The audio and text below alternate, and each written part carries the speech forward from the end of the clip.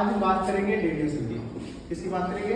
Daniel cell, या जिसको क्या कहते हैं, गैल्वेनिक सेल कहते हैं। ठीक है, यहाँ पर जो आप देख रहे हैं, एक बीकर में हमने क्या लिया है, जिंक सल्फेट लिया। क्या लिया है? जिंक सल्फेट लिया है। और दूसरे में क्या लिया है? कॉपर सल्फेट का विलयन लिया है। दोनों विलयन है। क्या है? दोनों विलयन है। यहाँ जो जिंक सल्फेट है, यहाँ एक आपका कैथोड लिया गया है, जिसको हम क्या कह रहे हैं, एनोड कह रहे हैं। क्या कह रहे हैं? एनोड कह रहे हैं। और ये जो हमारा एनोड है वो किसका है? जिंक का।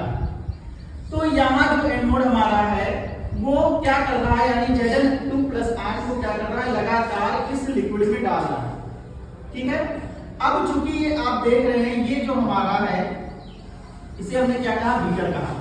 ठीक है, तो बीकर में हमारा जो विलयन भरा है वो क्या है, जिंक सल्फेट भरा हुआ है। अब यहाँ क्या होगा, जब यहाँ आयन लगातार आएंगे और ये जो आपका है, ये वाला जो यू आकार का कैसा है, यू शेप की एक नली है, जिसमें क्या भरा हुआ है, पोटेशियम क्लोराइड। क्या भरा हुआ है? Potassium chloride. कभी कभी इसमें भरा होता है अगार अगार। अगार अगार एक प्रकार का एल्गी है। ठीक है, और यहाँ पर ये जो ये एक प्रकार से ब्रिज का कार्य कर रहा है। किसका कार्य कर रहा है? ब्रिज का कार्य कर रहा है, जिसको क्या कह रहे हैं, साल्ट ब्रिज कह रहे हैं।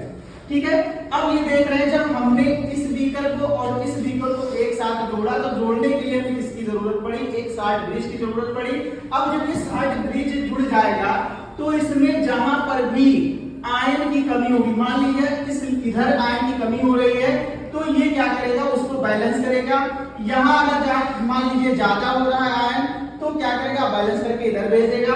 और इस प्रकार से यहाँ पर आप देख रहे हैं विद्युत धारा, यानी अगर हम कहें तो इलेक्ट्रॉन हमारे क्या कर रहे हैं, ऊपर की तरफ मूव कर रहे हैं। और हमने एक लिख दिया जी। जी यानी क्या है, गैल्वेनोमीटर लगा दिया, जो कि क्या मापता है, विद्युत धारा को मापता है। किसको मापता है? विद्युत धारा को मापता है। और वो ये बताता है कि कितना इलेक्ट्रॉन यहाँ पर आया। ठीक है, इसको हम एक रूप से और कह सकते हैं, ई सेल भी कह सकते हैं। ई सेल क्या करता है, दोनों आपके अर्ध सेल के मानक को बताता है, यानी दोनों अर्ध सेल हमारे किस प्रकार से कितना वोल्ट ऊर्जा दे रहे हैं या मिल रही है, उसी को ये बताता है, जिसको हम कहते हैं विद्युत वाहक बल। क्या कहते हैं? विद्युत वाहक बल। अब चूंकि विद्युत वाहक बल से हमें ये पता चल जाता है कि कैथोड पर कितना है और एनोड पर कितना है। ठीक है, इस प्रकार से हम निकाल देते हैं। यहाँ आप देख रहे हैं कि जिंक जो है, जिंक क्या कर रहा है, इस लिक्विड में लगातार घुल रहा है। तो ये जो आपकी कैथोड है वो पतली होती जाएगी। क्या होगी? पतली होती जाएगी। लेकिन दूसरी तरफ इसके जस्ट अपोजिट आप आएंगे, जहां कॉपर सल्फेट है, तो यहाँ क्या होगा, लगातार कॉपर आयन इस पर, इसी इलेक्ट्रोड पर लगातार क्या होंगे, जमते चले जाएंगे। और ये क्या होगा, थोड़ा मोटा होता चला जाएगा। और ये पूरा जो आपका कॉन्सेप्ट है किसने दिया था?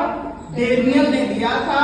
इसको हम डेनियल सेल कहते हैं, गैल्वेनिक सेल कहते हैं। ठीक है, और इससे हमें पता चलता है कि कौन सा किस प्रकार से जो रिएक्शन है वो कंप्लीट हुए। अब हम रिएक्शन देख ले रहे हैं, ये समझ में आया?